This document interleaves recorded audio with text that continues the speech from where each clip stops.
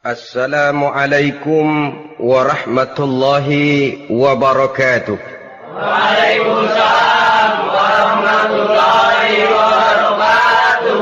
Bismillahirrahmanirrahim. Alhamdulillahi rabbil alamin. Wassalatu wassalamu ala ashrafil anbiya'i wal mursalin wa ala alihi wa ashabihil mujahidin at-tahirin, amma ba'du. Bersabda Rasulullah sallallahu alaihi wasallam, "Iza sarratka hasanatuka wa sa'atka sayyi'atuka fa anta mu'min." Apabila perbuatanmu yang baik menyebabkan engkau bahagia, apabila perbuatanmu yang baik menyebabkan engkau gembira, dan perbuatanmu yang jahat menyebabkan engkau jadi susah, itulah tanda bahwa di hatimu masih ada iman. Artinya, belum tentu orang yang berbuat baik merasa bahagia dengan kebaikan yang dikerjakannya. Dan tidak selamanya orang yang berbuat jahat sanggup menyesali perbuatan jahatnya. Oleh karenanya, apabila iman masih ada, apabila hati masih hidup, perbuatan yang baik menyebabkan orang gembira, perbuatan yang jahat menyebabkan orang susah dan gelisah hatinya. Ini mengandung pelajaran. Sekali kita berbuat baik, jangan sekali-kali menyesali kebaikan itu. Sebaliknya, satu kali kita melakukan kesalahan, hendaknya selalu menyesalinya. Kadang-kadang dalam kehidupan, karena orang tempat kita berbuat baik itu rupanya membalas air susu dengan air tuba, kita lalu menyesali kebaikan. Lahirlah kata-kata, "Nyesal saya nolong dia." Ibarat pepatah katanya, nolong anjing kejepit.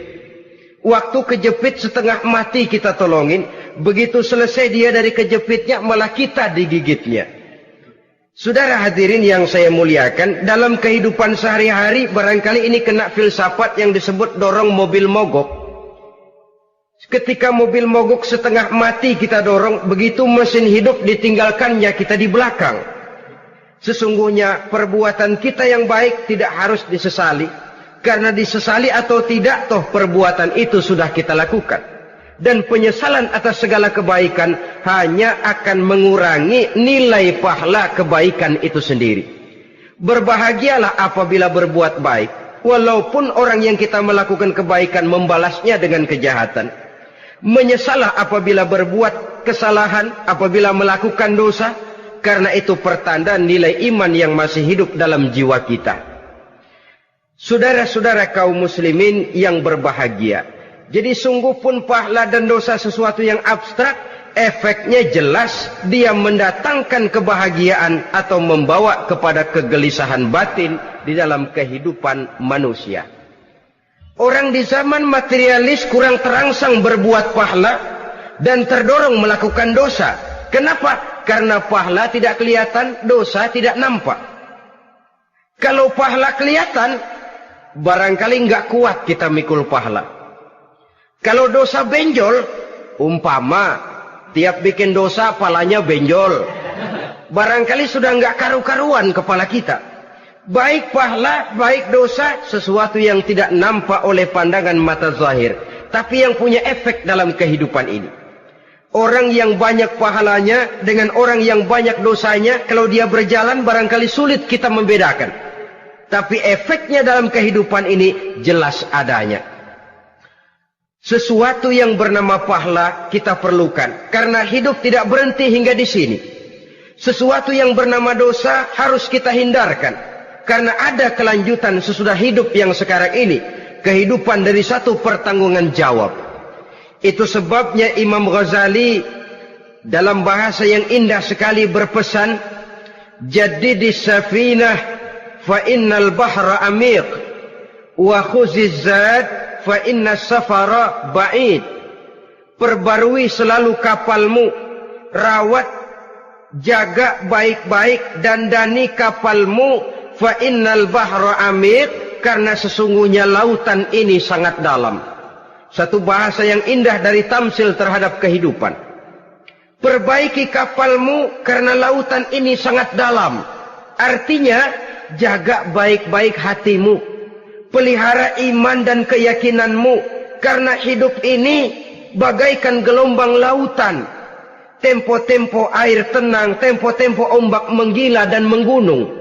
Jaga iman baik-baik karena hidup penuh dengan cobaan dan ujian. Itu maksudnya. Wa khuziz zad fa inna safara ba'id. Dan bawa bekal yang banyak karena perjalanan hidup ini sangat panjang. Perjalanan ini sangat jauh. Kita kalau pergi keluar kota tentu saja membawa bekal. Makin jauh kota yang akan kita tuju, makin banyak bekal yang harus kita bawa. Alangkah sengsaranya manusia apabila dia akan pergi ke satu kota yang jauh, modalnya cuma nekat. Bagaimana nanti di sana sajalah. Tidak membawa bekal sebagaimana yang sewajarnya. Hal yang semacam ini senangnya sih belum tentu, keblangsak dan susahnya sudah kebayang. Itu dalam kehidupan di dunia ini. Bagaimana kalau sudah bicara tentang kehidupan yang akan datang? Karena sesungguhnya hidup ini merupakan satu perjalanan yang sangat panjang. Sejak kita tinggal di alam arwah, pada saat jasad belum lagi diciptakan Allah, ruh sudah diciptakannya lebih dahulu. Sampai kemudian kita pindah ke alam rahim, alam kandungan ibu. Untuk kemudian berpindah kepada kehidupan dunia. Dari dunia ini kita pindah ke alam barzakh. Di sana tinggal kita 100 tahun mungkin, 100.000 tahun mungkin, 1 juta tahun mungkin, menunggu saat datangnya kiamat. Lalu dari alam barzakh pindah kita ke alam akhirat. Satu perjalanan yang sangat panjang. Alangkah malangnya, alangkah sengsaranya, jika tahu kita begitu panjangnya perjalanan hidup ini, tidak ada bekal yang kita bawa. Artinya kesengsaraan, kesulitan yang bertali-tali sudah jelas akan menimpa kita. Kalau pergi kita keluar kota membawa bekal uang, membawa bekal makanan, apa bekal yang mesti kita bawa? Apabila kita kembali ke alam barzakh, kembali ke alam kubur, berkumpul di padang mahsyar di akhirat nanti, nasi yang mau kita bawa, uang yang mau kita bawa, tentu tidak lagi. Karena kehidupan materialis selesai di atas liang lahat. Bila masuk kita ke liang lahat, disitulah pahala dan dosa memegang peranan yang sangat penting. Maka pada pertemuan malam ini, kita akan bicara tentang pahala dan dosa itu. Saudara-saudara kaum muslimin rahimakumullah. Yang dinamakan pahala, kata Imam Ali Al-Jurjani dalam kitab At-Ta'rifatnya, ma yastahiqqu bihi ar-rahmatu wal maghfiratu minallahi ta'ala. Sesuatu yang pelaksananya berhak untuk mendapat rahmah dan ampunan dari Allah. Dengan kata lain, nilai pahala adalah akibat dari perbuatan-perbuatan di dalam melaksanakan perintah dan anjuran yang ada di dalam kehidupan agama. Apabila perintah dan anjuran kita laksanakan, nilai pahala itu lalu datang. Nah, nilai pahala dalam Islam, menurut konsepsi Quran, Allah menjelaskan, man jaa bil hasanati falahu asyru amsalihha. Barang siapa yang datang membawa satu kebajikan, barang siapa yang melaksanakan satu kebaikan, maka dia akan mendapat balasan 10 kali dari kebaikan yang dikerjakannya. 10 kali ini pun masih dilipat gandakan dengan 7. 7 ini pun masih dikalikan 100. Dan itu pun masih ditambah dengan pernyataan, wallahu yudha'ifu liman yasha. Allah masih akan melipat gandakan perbuatan baik seseorang yang dikehendakinya. Itulah nikmatnya dalam Islam. Tetapi sebaliknya, wa man jaa'a bisayyi'ati fala yujza illa mislaha. Barang siapa yang melakukan satu kejahatan, dia tidak akan mendapat balasan kecuali sesuai dengan kejahatan yang dikerjakannya. Alangkah rahman dan rahimnya Allah. Orang yang berbuat baik dibalas 10, dikali 7, dikali 100, masih dilipat gandakan pula. Tapi orang yang berbuat jahat tidak akan mendapat balasan kecuali sesuai dengan kejahatan yang dikerjakannya. Ini kan beda dengan sifat kita manusia. Kita ini kadang-kadang kalau dijitak membalasnya mukul. Tapi kalau orang berbuat baik kepada kita, kita enggan untuk berbuat baik kepada orang tadi. Allah tidak mengajarkan begitu. Satu kebaikan berbalas 10. Satu kejahatan berbalas dengan satu kejahatan. Maha Rahman dan Rahim Allah. Bahkan dalam Islam, niat berbuat baik saja mendapat pahala. Sedangkan niat berbuat jahat belum ditulis merupakan satu dosa sampai kejahatan itu dikerjakan oleh orang yang niat tadi. Umpamanya, saudara niat nanti malam giliran pengajian saya mau hadir di majelis taklim. Pas datang waktu malam hujan turun sangat lebat. Saudara berhalangan datang ke majelis taklim, saudara sudah mendapat pahala niat. Tapi saudara niat, nanti malam kalau turun hujan, saya mau bongkar rumahnya si fulan, saya mau curi seluruh harta bendanya. Ternyata malam, saudara tidak mengerjakan perbuatan itu belum ditulis dosa, sampai perbuatan itu benar-benar dikerjakan. Tapi lalu jangan macam-macam, kalau begitu niat aja yang baik, biar nggak usah dikerjain.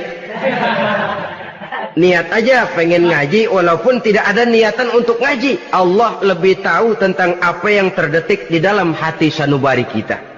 Itulah sebabnya sangat dianjurkan orang untuk melakukan segala macam kebajikan. Dan dianjurkan orang menjauhkan segala macam bentuk kejahatan. Karena dia akan berefek melahirkan dosa dan pahala. Dosa dan pahala itulah alat untuk memperoleh kebahagiaan di alam kubur, di padang mahsyar, sampai di akhirat nanti. Di dunia ini mungkin segalanya bisa kita beli dengan yang namanya uang. Keamanan kita bisa menyewa petugas untuk menjaga rumah kita. Kendaraan yang mewah bisa kita beli. Udara yang sejuk bisa kita ciptakan. Siapa banyak uang, dia raja. Mungkin itu di dunia. Tapi bisa apa uang kalau kita sudah masuk ke alam kubur? Bisakah munkar nakir kita sogok? Udah karkir, jangan nanya nih, cepet. Bisakah malaikat azab menyingkir dengan uang semir? Ternyata tidak. Untuk memperoleh kebahagiaan di sana, nilai pahala. Kesengsaraan akan kita dapat kalau kita banyak menumpuk dosa. Oleh karena itu jangan beranggapan, pahala nggak kelihatan, dosa juga nggak kelihatan, biarin saja. Yang tidak kelihatan ini pada waktunya akan memegang peranan yang sangat penting. Tapi tidak cuma untuk menghadapi hidup di situ, kita lalu harus berbuat baik dan meninggalkan yang jahat. Terutama juga di dunia ini. Toh pepatah bilang gajah mati meninggalkan gading, harimau mati meninggalkan belang. Apa yang akan kita tinggalkan setelah kita mati? Kita ingin jasad kita boleh hancur terkubur tanah, tapi nama kita ingin hidup terus, dikenang orang 100, 1000, bahkan 1.000.000 tahun yang akan datang. Ditulis orang dengan tinta emas dalam sejarah, tercatat kita sebagai orang baik-baik. Saudara-saudara kaum muslimin rahimakumullah. Lalu perbuatan apa yang bisa mendatangkan pahala itu? Saudara-saudara, semua perbuatan yang diperintah dan dianjurkan oleh Allah, yang dikerjakan dengan ikhlas hanya untuk mencapai ridho Allah, mendatangkan pahala. Kadang-kadang menurut pendapat kita remeh, tapi nilainya di sisi Allah besar. Itu pahala. Menghitung pahala itu hak prerogatif Allah.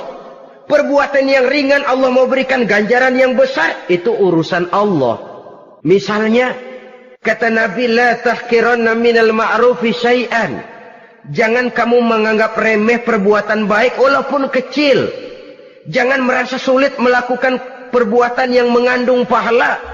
Bertemu dengan teman, muka kita cerah, berpahala. menyingkirkan duri di jalanan berpahala, menolong orang yang sesat, memberitahu orang yang bertanya berpahala. Tidak sulit kalau kita mau. Yang diperintah dan dianjurkan oleh agama itu perbuatan yang mengandung nilai-nilai pahala. Masalahnya cuma tinggal mau atau tidak dan dikerjakan dengan ikhlas. Bertemu teman mukanya cerah, pahala. Menyingkirkan duri di jalanan, pahala. Sedekah, pahala. Tidak berupa perbuatan, bisa berupa ucapan. Misalnya bersolawat, pahala. Bertasbih dan bertahmid, pahala. Kata Nabi, kalimatani khafifatani 'alal lisan, saqilatani fil mizan. Ada dua kalimat yang enteng di lidah tapi berat di timbangan akhirat nanti. Apa itu? Subhanallah walhamdulillah. Itu kan amalan yang ringan, perbuatan yang mudah saja, tapi nilainya demikian besar dalam pandangan Allah. Jadi pendeknya, perbuatan yang bernilai pahala adalah perintah dan anjuran agama yang dilaksanakan dengan ikhlas semata-mata untuk mencapai ridho Allah, itu mengandung pahala. Niat dasarnya itu harus karena Allah. Landasannya harus karena ikhlas. Bukan cuma sekedar basa-basi, tidak karena ingin dipuji orang, tidak karena mengharap tanda jasa, tapi ikhlas semata-mata. Dari perbuatan yang paling kecil dan mudah sekali sampai kepada amalan-amalan yang besar dan memerlukan biaya yang besar, seperti melaksanakan ibadah haji, seperti jihad fi sabilillah, membangun masjid, membangun pondok-pondok pesantren, membangun pusat-pusat kesehatan, membangun jalan-jalan umum, termasuk menjaga keamanan. Jangan dikira loh, siskamling umpamanya, menjaga keamanan kampung tidak berpahala. Kalau diniatkan ibadah, menjaga ketenangan warga supaya mereka tekun ibadah, ikhlas karena Allah, itu juga bernilai ibadah. Keluar kita dari rumah, pergi pagi, pulang sore, peras keringat, banting tulang cari nafkah buat menghidupi anak istri kita. Kalau diniatkan ibadah, melaksanakan kewajiban sebagai kepala rumah tangga, membantu orang tua sebagai anak, itu juga perbuatan-perbuatan yang mengandung pahala. Yang terbaik sesuai dengan bidang kehidupan kita. Ada orang yang dinamakan abid, ahli ibadah, pahala yang paling baik bagi dia, banyak-banyak tahajud, sembahyang malam, wirid, zikir, tasbih. Ada yang dinamakan orang alim, pahala yang paling baik buat orang macam ini, mengajar, menyebarkan ilmu, mendakwahkan Islam. Ada yang disebut wali, pejabat pemerintah, petugas. Amalan pahala yang paling baik buat orang semacam ini, melayani masyarakat, bekerja di bidangnya sesuai dengan profesinya. Saudara hadirin yang saya hormati, jadi dengan demikian, perbuatan-perbuatan yang mengandung nilai-nilai pahala ini bisa perbuatan yang menurut kita kecil namun punya nilai besar. Apalagi perbuatan besar dengan biaya yang besar, tentu makin besar juga pahala yang disediakan oleh Allah Subhanahu wa ta'ala. Oleh karenanya, kalau kita bercermin dari ayat Quran, hidup ini kesempatan untuk berbuat baik. Huwallazi khalaqal mauta wal hayata liyabluwakum ayyukum ahsanu amala. Dialah Allah, Tuhan yang telah memberikan hidup dan mati kepadamu untuk menguji kamu, siapa di antara kamu yang paling baik amal perbuatannya. Jadi tidak saya rinci, tapi cukuplah satu penjelasan global. Perbuatan yang berpahala adalah perbuatan melaksanakan perintah Allah atau anjuran Allah dengan dasar ikhlas, dengan tujuan untuk mencapai ridho Allah semata-mata. Lalu apa perbuatan yang mengakibatkan dosa itu? Saudara-saudara, dosa lahir akibat melakukan larangan Allah atau mengerjakan yang dicelaknya. Nah, para ulama ada yang membagi dosa itu menjadi dua bagian. Ada dosa-dosa kecil, ada dosa-dosa besar. Tetapi sebenarnya ditinjau dari segi hakikatnya, kalau sudah melakukan satu kesalahan yang mengakibatkan dosa, jangan dilihat besar dan kecilnya, tapi kepada siapa dosa itu kita kerjakan. Sebab kalau dosa kita anggap satu yang kecil, orang akan terangsang untuk mengerjakan yang kecil-kecil saja. Sehingga dengan demikian, yang kecil pun akan menjadi besar kalau ditumpuk-tumpuk. Sedangkan yang besar bisa saja menjadi kecil kalau selalu diiringi dengan permohonan ampun kepada Allah. Itu sebabnya para ulama sufi, orang-orang tasawuf mengatakan, la saghair ma'al istimrar wala kabair ma'al istighfar. Tidak ada dosa yang kecil kalau dikerjakan terus-menerus, dan tidak ada dosa yang besar kalau digempur tiap saat dengan perbuatan istighfar atau memohon ampun kepada Allah Subhanahu wa taala. Cuma saja pada umumnya, karena dosa-dosa kecil itu lebih mudah taubatnya, dan ada janji Nabi, barang siapa yang meninggalkan dosa-dosa besar akan diampuni dosa-dosanya yang kecil-kecil. Oleh karena itu, pada kesempatan ini kita akan juga bicarakan apa saja yang termasuk klasifikasi dosa-dosa besar, dengan harapan kita bisa menjaga diri, menyelamatkan diri, jangan sampai terjatuh ke dalam dosa-dosa yang besar tadi. Tetapi bukan berarti kita harus terangsang melakukan dosa-dosa yang kecil. Biarin kecil ini, tobatnya gampang. Dosa kelas teri. Dosa itu kan tidak kelihatan. Lalu terangsang melakukan perbuatan dosa-dosa walaupun kecil. Kalau berlarut terus-menerus, dia akan tumbuh menjadi dosa yang besar. Oleh karenanya, jangan sampai mengundang pengertian kalau kita membicarakan dosa-dosa yang besar lalu terangsang melakukan dosa-dosa yang kecil.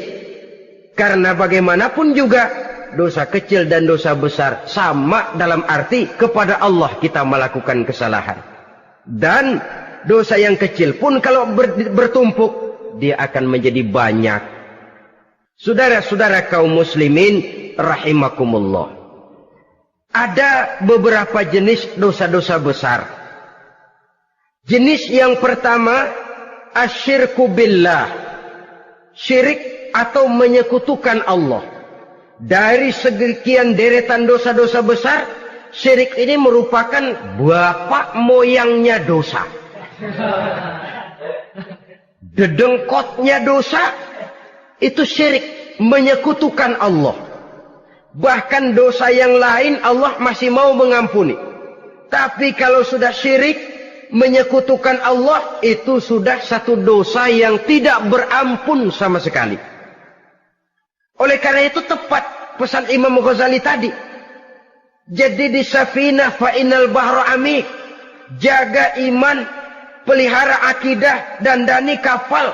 Karena hidup ini gelombang lautan sangat dalam, hidup banyak cobaan.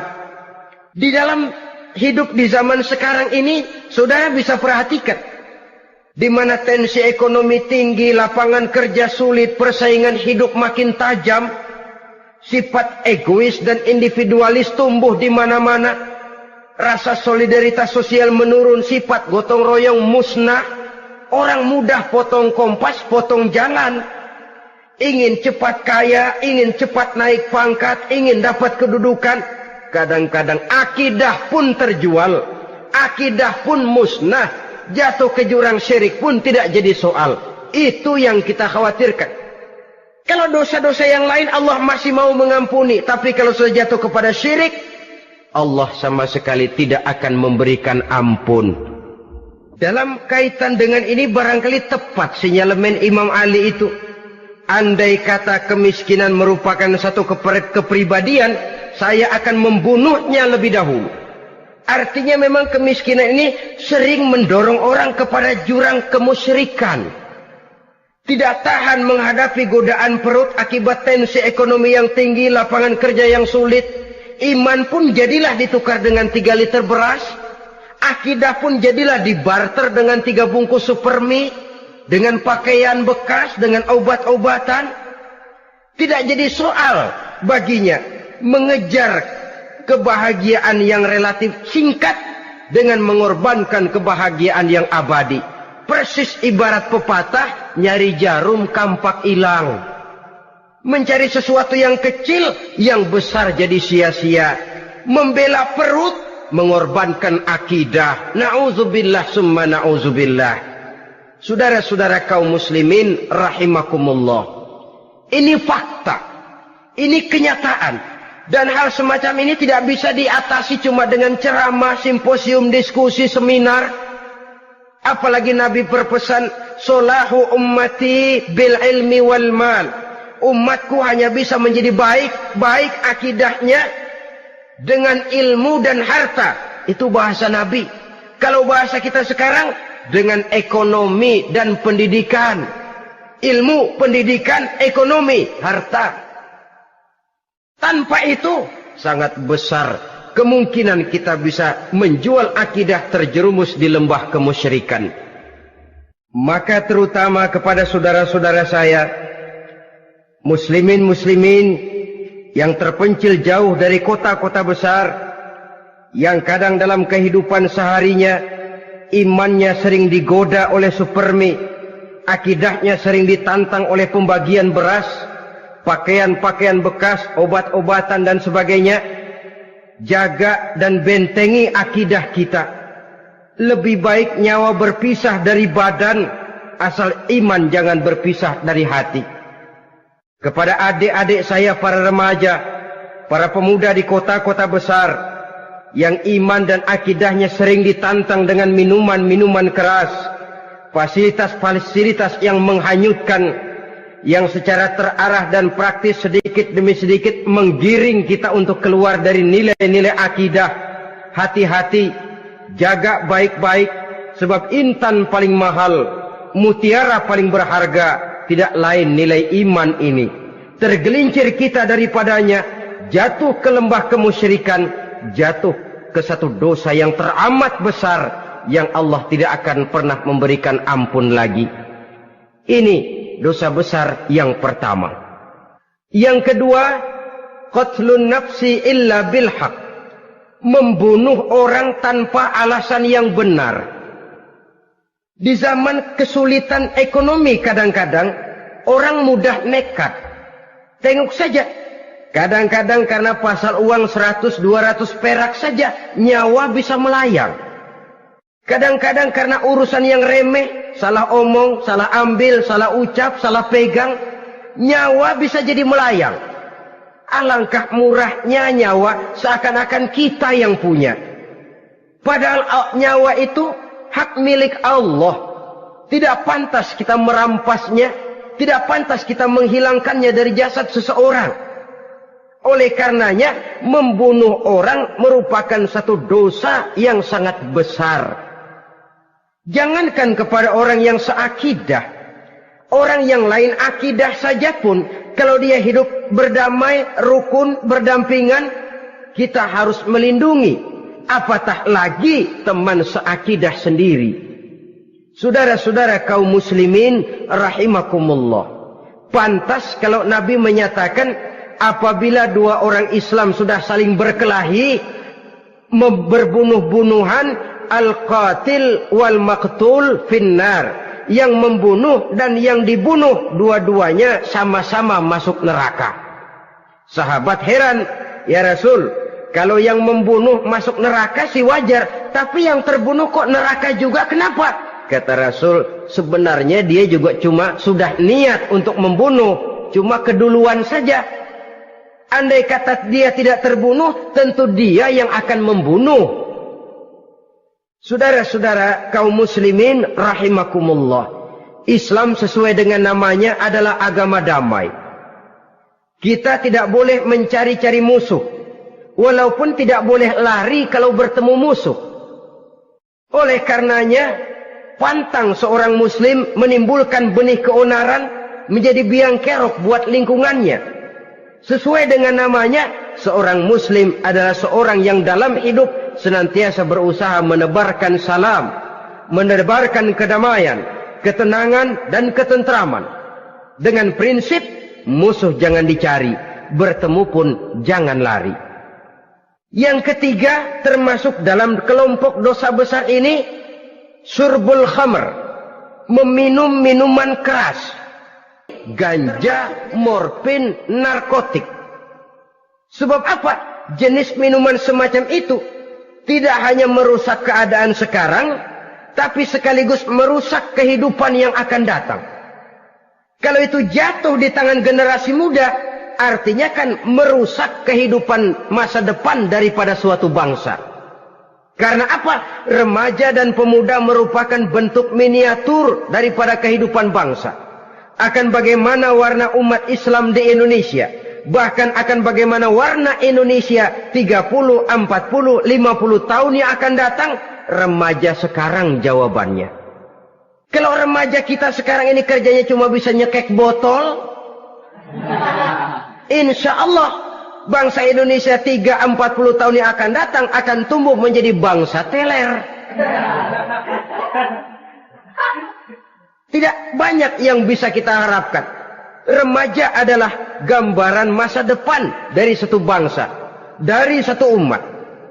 Dan remaja itu di dalam dirinya secara fitrah terkumpul semua bakat, terdapat semua kemungkinan. Kita ini lahir membawa sifat pemimpin, tapi juga membawa sifat pengacau. Kita ini ada bakat jadi orang jujur, ada bakat jadi pengkhianat. Kita ini ada bakat menjadi orang baik-baik, kita juga punya bakat jadi biang kerok. Kita kemungkinan bisa jadi pemimpin bangsa, tapi juga bisa menjadi pemimpin bangsat.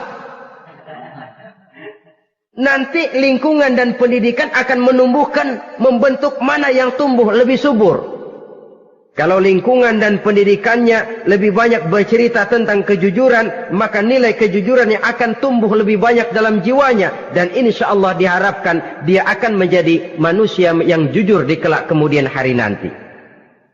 Dan masalah minuman keras ini sebenarnya berkait.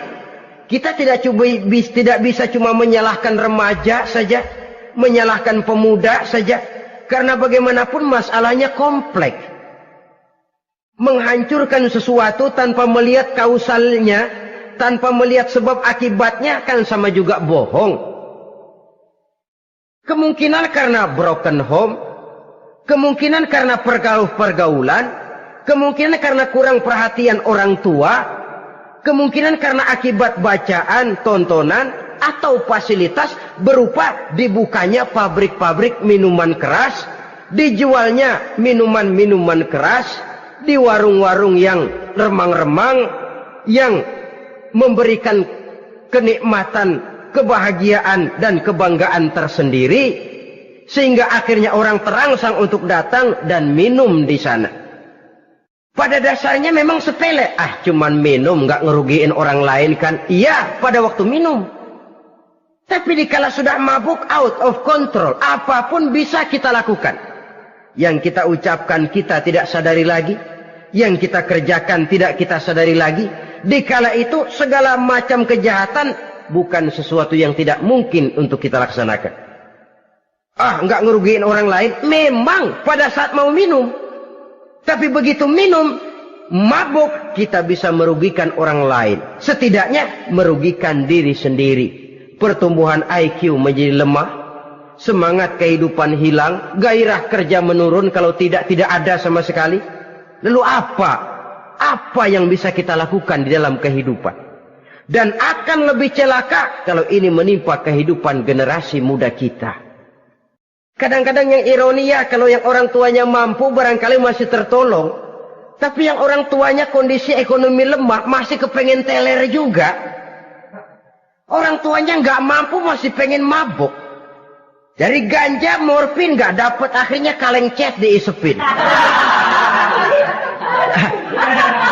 Yang penting kan bisa teler, mendatangkan satu kebahagiaan tersendiri.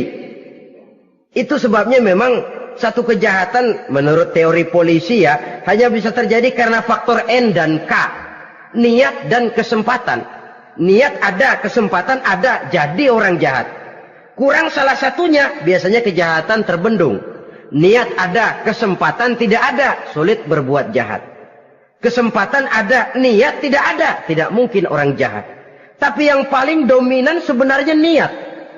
Kalau niat sudah kuat, kesempatan bisa dicari. Kesempatan bisa diciptakan.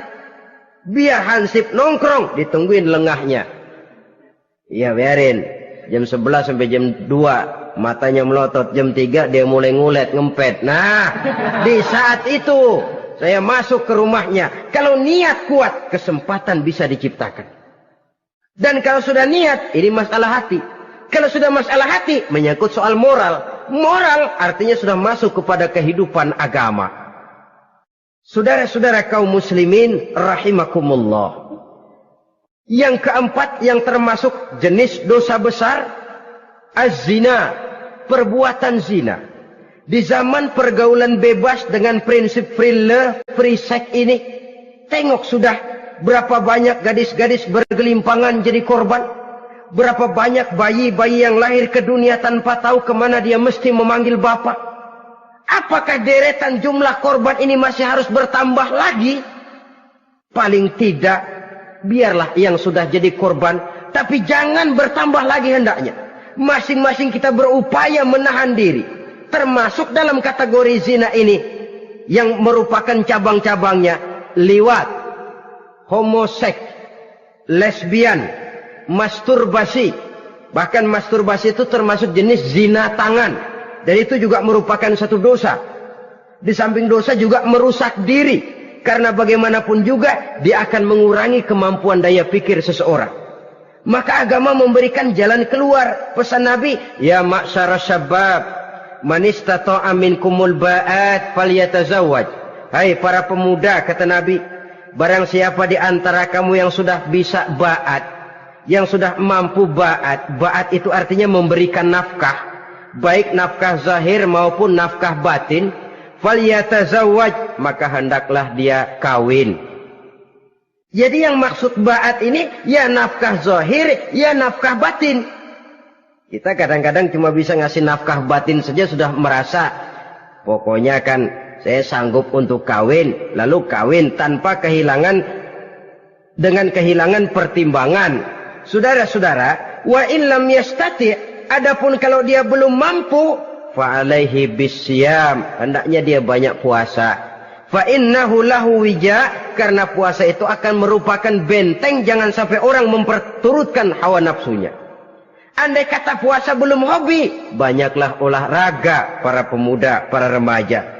Karena dengan olahraga, pemikiran untuk memperturutkan hawa nafsu agak sedikit terkendali dan energi tersalurkan dalam bentuk yang positif. Pendeknya kreatif, banyak kegiatan.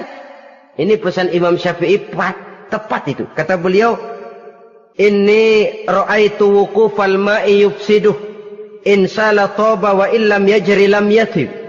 Aku melihat air kalau diam rusak, tapi kalau dia mengalir jernih. Air kalau ngendap nggak ngalir, nyamuk nyarang di situ, bisa jadi sumber penyakit. Manusia hidup begitu. Kalau nggak punya kegiatan, nggak kreatif, kerjanya cuma delohom, ayam-ayam, akhirnya jadi ngerusak. Ngomongin orang, si Ano ngapa? Ano. Kebangetan nggak ngapa-ngapain, orang aja dipontenin. Orang diomongin, lahirlah namimah, lahirlah ghibah. Saudara-saudara, air itu kalau ngendap ada aja yang nyarang. Tapi kalau dia ngalir, orang ada kesibukan, insya Allah dia tidak akan jatuh kepada sesuatu yang bisa mengundang dosa. Isilah waktu dengan hal-hal yang bermanfaat. Karena hidup ini singkat dan tidak berjalan mundur ke belakang. Mundur hancur, berhenti diinjak orang. Sekali melangkah, jangan surut mundur ke belakang.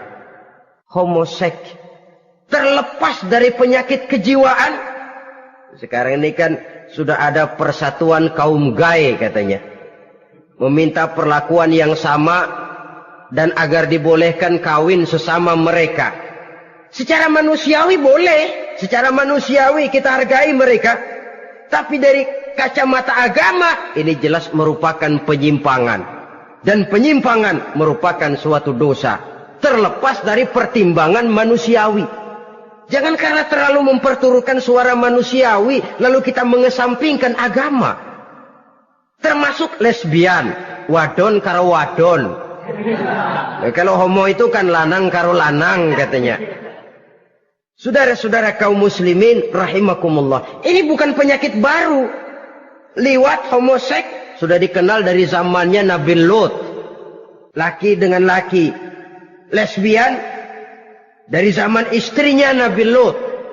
Terlepas dari penyakit kejiwaan, dari segi agama, ini merupakan penyimpangan dan merupakan dosa yang besar. Yang kelima, yang termasuk jajaran dosa kelas kakap, qazful mu'minina wal mu'minat, menuduh orang mukmin yang baik-baik, laki atau perempuan, melakukan perbuatan zina sehingga hancur namanya di masyarakat. Ini merupakan satu perbuatan dosa yang sangat besar dan sangat dimurkai oleh Allah. Saudara-saudara kaum muslimin rahimakumullah. Oleh sebab itu tentang masalah ini, kalau memang tidak ada saksi, jangan sembarang kita enteng lidah menuduh orang lain berbuat zina, menuduh orang lain berbuat serong. Dosanya kelewat besar di dalam kehidupan. Karena apa? Mencari harga diri itu berat, memelihara kehormatan diri jauh lebih berat. Satu kali orang dihancurkan namanya di masyarakat, dia akan terisolir jadinya. Oleh karenanya, berlindung kita kepada Allah, jangan sampailah dihinggapi oleh sifat ini. Karena sentimen kita kepada seseorang, karena hasad kita kepada seseorang, tidak senang melihat orang lain lebih maju, lalu lidah ini seenaknya saja mengucapkan kata. Padahal sanksi dan resikonya sangat besar. Yang kita tuduh barangkali mendapat pahala dari Allah. Kita sendiri yang menuduh tanpa saksi, tanpa alasan yang benar, mendapat dosa yang sangat besar. Saudara-saudara, memang kadang-kadang aneh dalam hidup ini. Seorang pelacur biasanya bisa menjaga mulutnya di masyarakat. Kata-katanya baik, sopan. Kenapa? Karena mulut yang satu sudah tidak terjaga.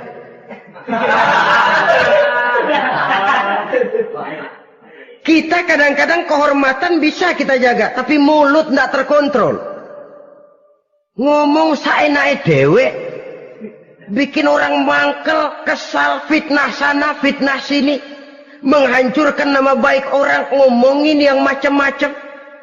Bagai-bagai macamlah caranya. Saudara-saudara kaum muslimin yang berbahagia. Jadi dengan demikian, menuduh orang lain berbuat zina, sedangkan orang itu tidak pernah melakukannya, ini termasuk satu dosa yang sangat besar di dalam kehidupan ini.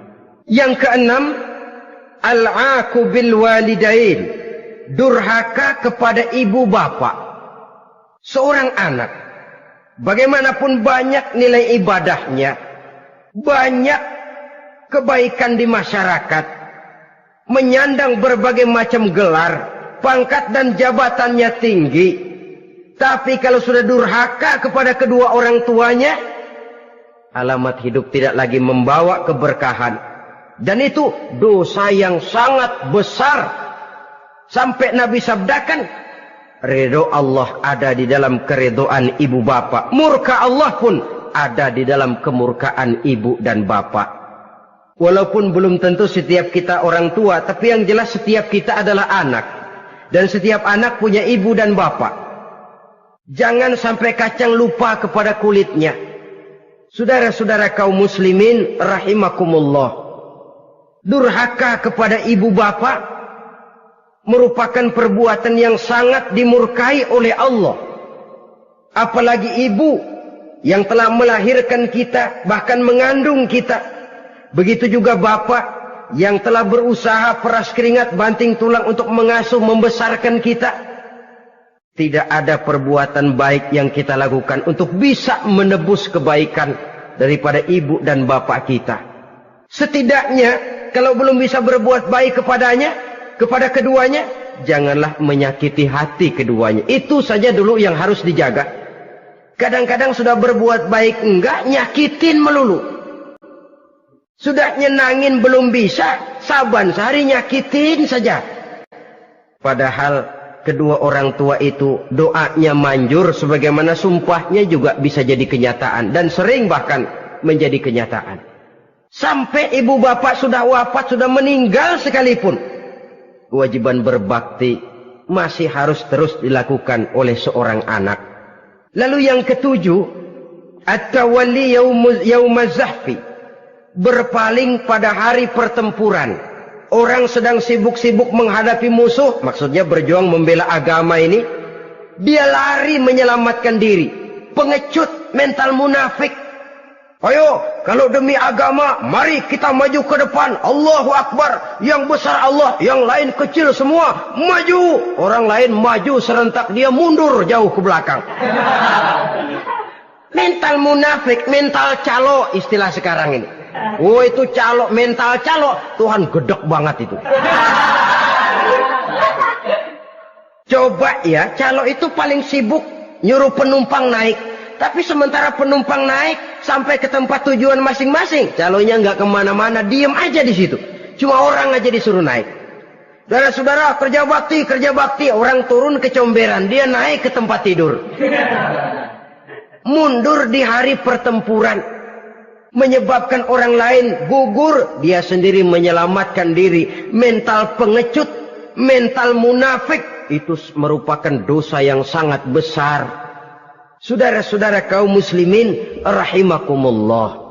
Itu sebabnya agama itu memerlukan keberanian. Memang, tapi bukan keberanian yang tanpa perhitungan. Sebab berani tanpa berhitung namanya berani babi. Kita berani kalau benar, kita harus takut kalau salah. Jangan dibalik. Salah berani, nekat namanya. Benar takut, pengecut namanya. Orang yang pengecut adalah orang yang takut membela kebenaran. Orang yang nekat sesungguhnya udah salah nggak malu lagi. Udah salah nekat lagi. Merasa rugi berbuat kebaikan, puas kalau berbuat kejahatan. Padahal Nabi pesan, siapa yang berbuat dosa sambil tertawa, nanti dia akan masuk neraka sambil menangis. Karena itu dipesan pula di dunia ini, sering-seringlah mencuci mukamu dengan air mata taubat. Cuci lidahmu dengan zikir kepada Allah. Bersihkan hatimu dengan air ikhlas. Saudara-saudara kaum muslimin rahimakumullah. Kan ada toh orang berbuat baik nggak gembira. Tapi berbuat jahat malah puas. Atau sama saja orang lain berbuat baik, hatinya kesel. Orang lain berbuat jahat, dia malah mendukung. Atau orang lain tergelincir berbuat jahat, dia malah girang. Ini kan tidak objektif. Karena yang berbuat baik, orang yang dia keselin, dia nggak seneng.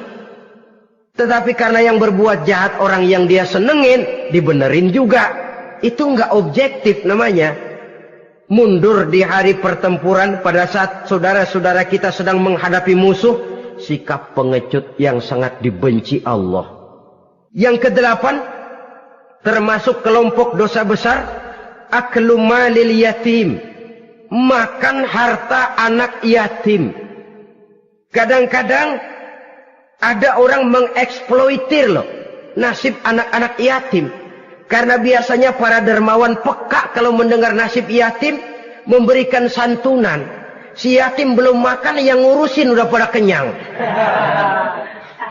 Mengeksploitir, memakan harta anak yatim termasuk dosa yang sangat besar.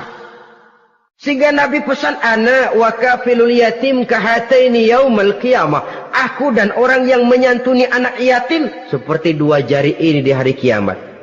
Rumah yang paling dimuliakan Allah adalah rumah yang di dalamnya ada anak yatim yang hidupnya dihormati. Hidupnya disantuni, keperluannya dicukupi. Maaf saja, tahap kita menyantuni anak yatim ini baru tahap setahun sekali. Kalau Muharram kita agungkanlah, kita besarkan. Lebaran yatim katanya. Kita kumpulkan dana, kita usap kepala yatim, kita kumpulkan beras. Kita bagikan hari itu. Perkara bulan depan kelaparan, kita tutup kuping. Perkara bulan berikutnya dia kelaparan, kita masa bodoh. Bahwa di bulan Muharram kita santuni yatim piatu itu sudah baik. Tapi akan lebih baik lagi kalau kita sanggup menjadi bapak asuh mereka, memikirkan sekolah mereka, ada kontinuitas. Kalau mereka diasuh oleh orang lain, lalu bertukar agamanya, berpindah akidahnya, kita ngomel habis-habisan. Tapi kita ada kemampuan, kita tidak mau berbuat semacam itu. Ya sama juga bohong namanya. Saudara-saudara kaum muslimin rahimakumullah. Orang yang menyantuni yatim mendapat pahala besar. Tapi orang yang mengkorup harta anak yatim, dosanya juga sangat besar. Berhati-hatilah kalau kita diberikan kepercayaan oleh masyarakat untuk mengurus anak-anak yatim. Karena pahalanya besar, resikonya juga besar. Yang kesembilan, syahadatuz zur, sumpah palsu. Sebab sumpah palsu ini menggunakan nama Allah untuk sesuatu yang tidak benar. Nama kita saja dibawa untuk yang tidak benar, kita jengkel. Nama kita dipalsukan untuk sesuatu yang tidak baik, kita kadang-kadang jengkel, tidak puas jengkel, menuntut melalui saluran hukum. Kenapa? Nama saya dicatut. Bagaimana lagi kalau nama Allah kita pakai untuk bersumpah, sumpahnya palsu, menguntungkan kita, merugikan orang lain, Allah murka betul. Maka sumpah palsu termasuk deretan dosa-dosa besar. Apalagi yang ke-10, aklur riba, makan riba alias renten. Ini kan yang cepat mendatangkan uang. Kadang-kadang kalau yang bikin riba itu orang awam barangkali, ya masih kita maklumi. Kadang-kadang penyakit ini datang menimpa mereka juga yang kita kenal kebaikannya. Bahkan suka datang ke musola, rajin ke masjid kadang-kadang. Riba masih dimakannya. Karena cara cari duit paling enak. Duit utuh, tambahnya terus masuk. Na'udzubillah, summa na'udzubillah. Itu yang diibaratkan dalam perjalanan Mi'raj. Waktu Nabi diperlihatkan neraka. Orang perutnya sebesar rumah, dililit ular. Diseret-seret itu hancur perutnya. Dibulatkan lagi, diseret lagi, hancur lagi. Dibulatkan lagi, terus menerus begitu. Dia berteriak, mengerang, mengeluh, mengaduh kesakitan. Nabi tanya, itu apa Jibril? Itu contoh dari umatmu yang suka makan riba Muhammad. Makan renten. Saudara-saudara, ini kan mencekik leher orang. Orang sedang kesulitan. Kelihatannya sih baik, menolong. Tapi di belakang menolong itu nyekek. Di belakang nolong itu nyekek. Dan nyekek itu sebenarnya tujuan utamanya. Orang yang menjalankan riba pada dasarnya tidak punya perikman kemanusiaan kok. Kalau dia kelihatannya mau menolong, kelihatannya motifnya mencari untung di belakang itu. Jauh dari kemanusiaan. Yang ke-11, saudara-saudara, termasuk jajaran dosa besar itu, qat'ur rahim, memutuskan silaturahmi. Marah, hobi sama marah. Kalau 3 hari nggak marahan sama orang, ngebet palanya. Selalu nyari gara-gara. Kalau udah marah berlaku perpanjangan waktu. Tahun, 2 tahun, kadang-kadang seumur hidup. Saudara hadirin yang saya muliakan. Apalagi mengurangi timbangan termasuk kelas dosa besar. Makan suap termasuk dosa besar. Semir menyemir dosa besar. Apalagi bunuh diri.